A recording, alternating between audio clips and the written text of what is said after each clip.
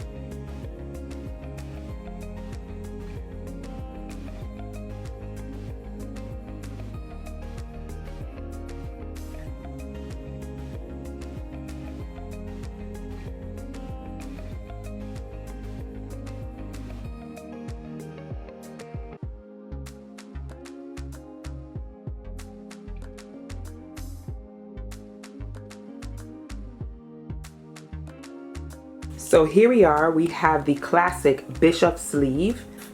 And as you can see, this sleeve is much fuller here before it hits the cuff and tapers into a regular cap at the shoulder. You can even go full at the shoulder and have a puff and make the whole sleeve puff. So for the silhouette, you can use multiple fabrics. Different fabrics will give a different look. I'm working with muslin, so as you can see, it's a bit stiff and more firm, so it can give it more volume. So you can tell with the more firm fabrics what it will look like. But if you're not into the volume, you can use more drapier fabrics, will create a romantic, wavy, elegant type of look if that's what you're going for.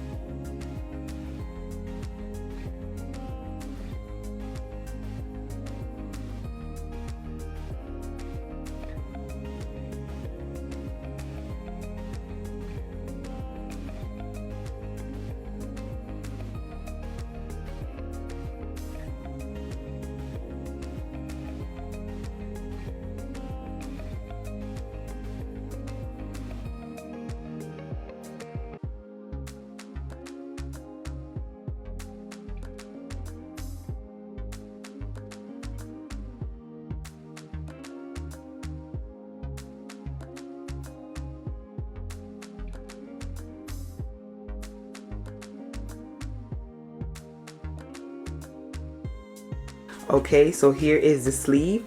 This is the cowl drape sleeve. As you can see, there's a little bit of opening right in here.